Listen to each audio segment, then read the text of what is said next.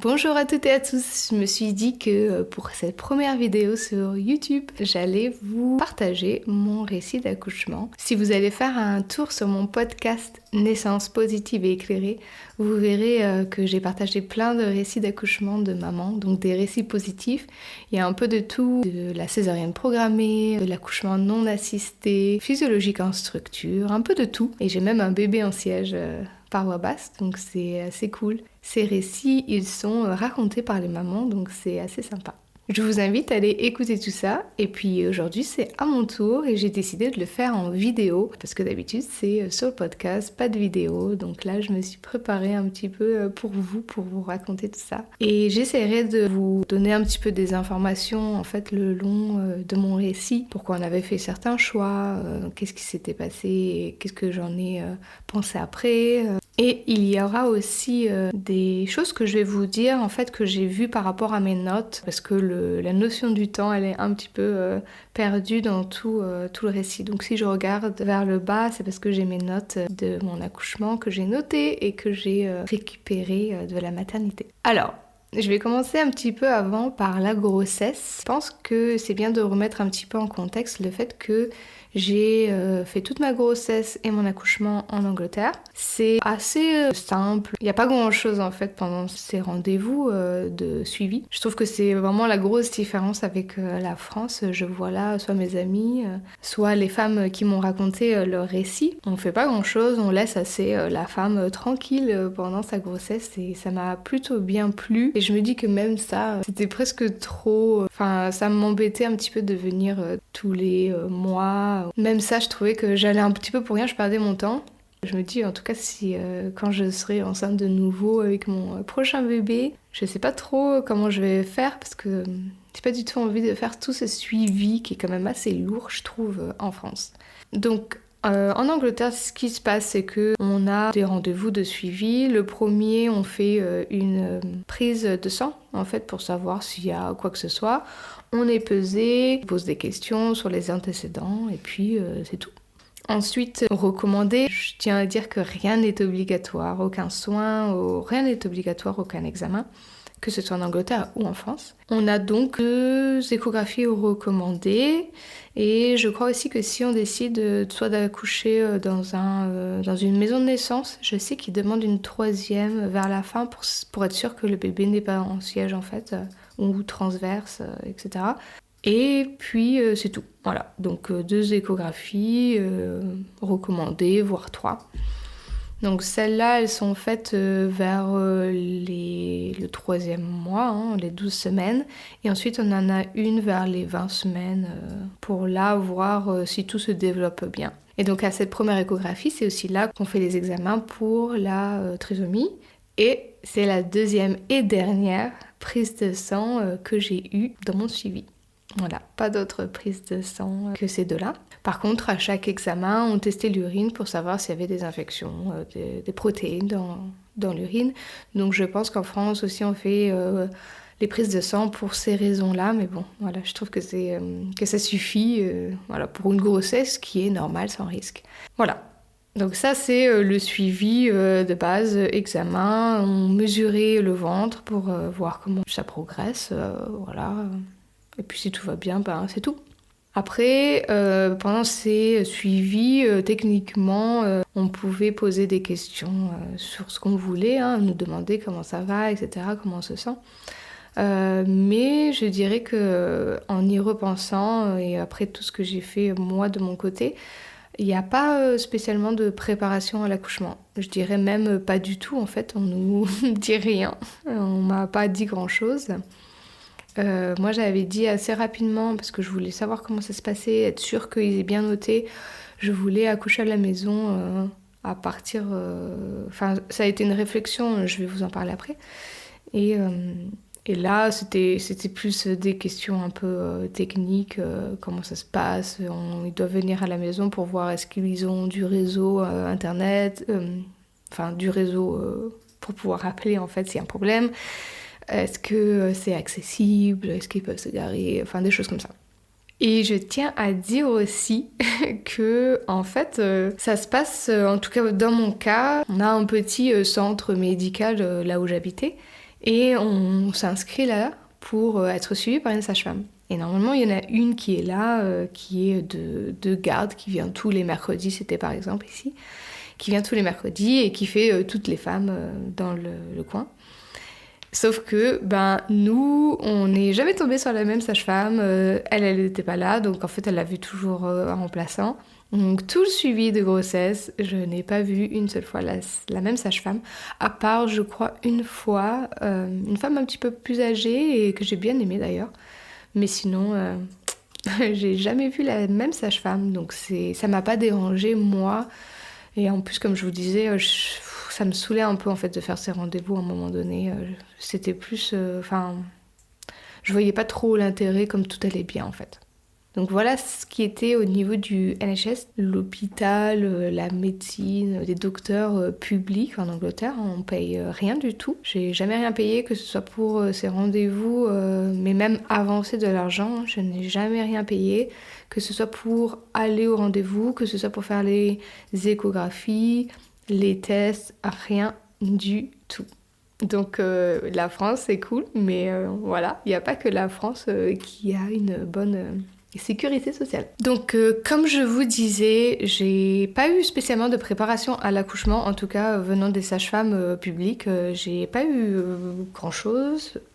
J'en parlais justement avec mon chéri. Je me suis dit, mais tu te rappelles toi, est-ce qu'ils nous ont dit quoi que ce soit quand appelé? Peut-être ça, ils nous l'ont dit, mais est-ce qu'ils nous ont parlé des phases de l'accouchement? Est-ce qu'ils nous ont parlé des muscles de l'accouchement, de l'utérus, pardon? Est-ce qu'ils nous ont parlé, je sais pas moi, des hormones? Enfin, bon, évidemment, non, rien du tout de tout ça. Et je sais aussi qu'en France, les préparations à l'accouchement avec la sage-femme, on vous parle quand même pas mal de choses, mais pas tout non plus. Donc en fait, on va dire avant d'être enceinte, j'avais un couple d'amis qui étaient de nature assez anxieuse. Ils avaient quand même pas mal de soucis de ce côté-là. À peu près 1-2 ans avant nous, ils avaient fait un accouchement à domicile pendant le Covid. Ils avaient une piscine d'accouchement. Et j'avais trouvé ça extraordinaire. Je m'étais dit, c'est fou, eux, ils sont quand même assez de nature, voilà, très anxieuses, stressés. Ils ont réussi à surmonter tout ça et à accoucher chez eux. Ils étaient vraiment à fond et puis ils en parlaient tout le temps en fait. À chaque fois qu'on les voyait, c'était vraiment quelque chose que ils avaient trop envie de partager plein de choses et après j'ai compris pourquoi. Et je suis moi super curieuse, toujours en train d'apprendre des choses. J'adore m'informer, une éternelle étudiante. Et j'avais vu un jour qu'elle s'était pendant sa grossesse, donc c'était bien avant que nous on y pense même. Elle avait rejoint en fait un événement sur Facebook en cours en ligne qui s'appelait hypnobirthing, donc c'est l'hypnonaissance en France. Et je me suis dit qu'est-ce que c'est ça? C'est quoi ça de l'hypnose avec l'accouchement? Qu'est-ce que c'est? J'avais trouvé ça bizarre, mais bon, j'avais pas plus. J'avais un petit peu regardé, j'avais essayé de comprendre un peu ce que c'était parce que comme je savais que je voulais avoir des enfants, je me suis dit je vais m'intéresser un petit peu, mais j'avais pas trop regardé non plus. Et après moi, par rapport à comment moi j'abordais l'accouchement, etc. C'était souvent c'est par rapport à ce qu'on a vu, par rapport à ce que nos mères nous ont dit. Et moi, ce que j'avais un peu en tête, c'était ma mère m'avait dit que ça se passait tout, enfin pour elle, pour ses 2 enfants, ça s'était passé très rapidement. Toujours, elle me disait, j'étais la dernière à arriver, la première à sortir, et elle me disait, j'avais pas eu le temps d'avoir la péridurale. Et en fait, je pense dans ma tête, c'était un petit peu ce que je m'étais même pas posé de questions en fait sur la péridurale. Et j'avais pas spécialement de peur, mais en fait, c'était plus les gens autour de moi, mes copines qui commençaient à avoir des accouchements, ou même des gens qui racontent. Voilà. J'avais eu une autre amie en Angleterre, elle, qui avait eu une césarienne d'urgence, et en plus, elle s'était infectée, mais on va dire peut-être une année avant que je sois enceinte, en fait. Donc c'est vrai qu'autour de moi, j'avais beaucoup de traumas, à part ce couple-là. Que je vous disais qu'elle avait accouché à la maison. Et ma mère, en fait, ce qui disait, comme si c'était un peu une fatalité, moi je suis arrivée trop tard, j'ai pas pu avoir la péridurale, comme si c'était en fait un peu ancré en nous que on devrait avoir, la péridurale c'est normal, ça fait partie du processus. Donc je m'étais vraiment jamais trop demandé en fait, pour moi voilà, Ça peut aller vite, on peut faire sans, mais en règle générale, on va à l'hôpital, on a une péridurale et puis on accouche de son bébé et voilà. Et on espère que ça va bien se passer. Et de plus en plus, en fait, quand on a des gens autour de nous qui sont à peu près du même âge, qui commencent un peu à nous donner un petit peu plus de détails sans trop nous en donner quand même, parce que je pense que c'est un peu difficile pour eux. Et là, je me suis dit, merde, pardon. Qu'est-ce qui va m'arriver quoi en fait. Quand j'ai été enceinte, j'ai commencé à me poser en fait des questions sur ça. Et là, je me suis rappelée de ce truc là qu'elle avait fait en ligne, l'hypnobirthing. Je m'en renseigne un petit peu et je trouve un livre qui est en anglais. Je vous le mettrai quand même dans la description si vous lisez l'anglais, pourquoi pas. Et là, ça m'a complètement ouvert les yeux sur l'accouchement et je me suis dit waouh. En fait, je me suis dit, le corps de la femme, il est incroyable. Tout ce que j'ai appris là-dedans, que ce soit sur le fonctionnement du corps, que ce soit certaines méthodes de relaxation, que ce soit les témoignages qu'il y avait à l'intérieur de ce livre-là, vraiment très pratique, en fait, le livre, avec vraiment des outils. Et puis après, d'ouvrir un petit peu aussi les yeux sur les pratiques, sans être négatif, en fait, vraiment. Mais après, d'ouvrir un peu les yeux sur les pratiques en hôpital et qu'en fait... accoucher chez soi, assister ou pas, hein, mais parler assister d'une sage-femme, etc. Normalement, on va avoir plus de place, être dans sa bulle, pour vraiment laisser place au processus. Et on a une sage-femme rien que pour nous, au lieu d'avoir en fait une sage-femme pour 10 femmes, j'en sais rien moi combien il y en a le jour où on accouche. Et donc c'est un peu plus personnalisé et en même temps on nous laisse un peu plus dans notre bulle, on est dans notre cocon, on est chez nous, pas besoin de après se déplacer, de retourner à la maison. Enfin, je me suis dit tiens c'est ça que je veux, ça m'a vraiment donné la confiance à fond et j'avais trop hâte en fait d'accoucher. Et en plus en Angleterre, je crois que c'est pareil en Belgique, ils ont en fait une sage-femme pour le bébé et une sage-femme pour la maman, donc elles sont 2 à chaque fois. Et je tiens encore à préciser qu'on ne paye rien. Je crois qu'en Belgique, j'en avais discuté avec une des mamans qui a partagé son récit et je crois qu'il y avait quand même un coût. Une partie des frais était remboursée, etc. Mais il y avait quand même un coût. Donc voilà, moi je pars sur un accouchement à la maison. Mon conjoint, il est partant aussi. Je lui ai fait lire ce livre. C'est pas trop le genre à lire, mais en tout cas, il a bien voulu lire ce livre-là. Et lui aussi, il a été waouh, super, le corps, etc. Il a été vraiment inspiré et vraiment complètement d'accord avec moi pour rester à la maison, en fait, vraiment en confiance en moi. Après, il sait que j'ai un truc dans la tête. Il a un peu du mal à me faire sortir.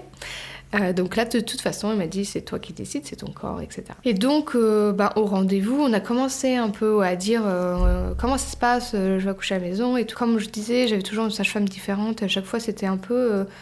j'avais pas vraiment d'explication en fait, comment ça se passe, qu'est-ce qu'il faut que je fasse, parce que j'avais pas envie de rater le truc quoi en fait. J'avais une amie que j'ai rencontrée justement parce qu'on était toutes les deux enceintes, qui habitait pas loin de chez moi, et elle avait regardé, il y avait une maison de naissance pas très loin, et il y en avait une autre en fait. Et ce qui se passe, c'est que la ville où on est, elle est à la frontière en fait de 3 petits départements, on va dire. Dans chaque des départements, il y avait des hôpitaux et il y avait 2 maisons de naissance qui étaient entre 10 minutes et une demi-heure de chez nous. Mais elles font pas partie du département là où on était nous.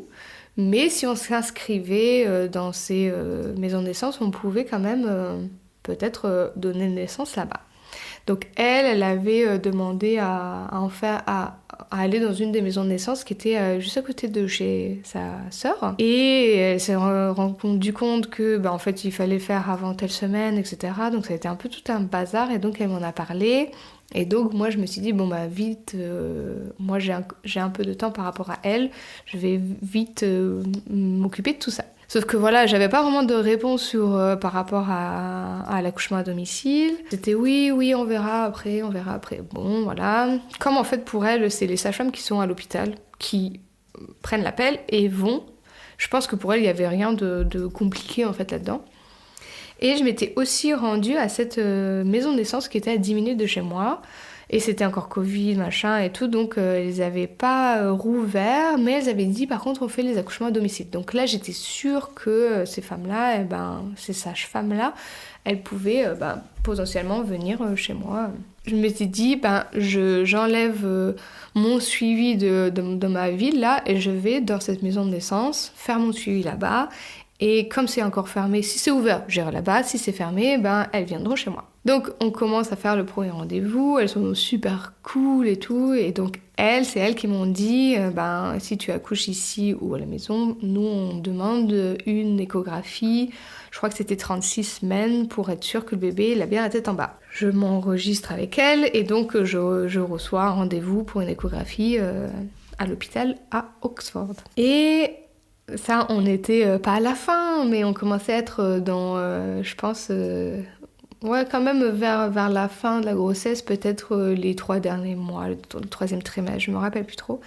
Et là, en fait, je reçois un appel et j'avais pas enlevé, heureusement, mon suivi avec les sages-femmes dans ma ville, là. Mais là, elle m'appelle, celle de la maison de naissance, pour me dire que, en fait, comme je ne suis pas dans leur département, elles ne sont pas assurées pour faire l'accouchement à domicile. Donc là, moi qui avais en fait quelque chose de bien précis, ok c'est bon, je resterai à la maison, c'est elles qui viendront.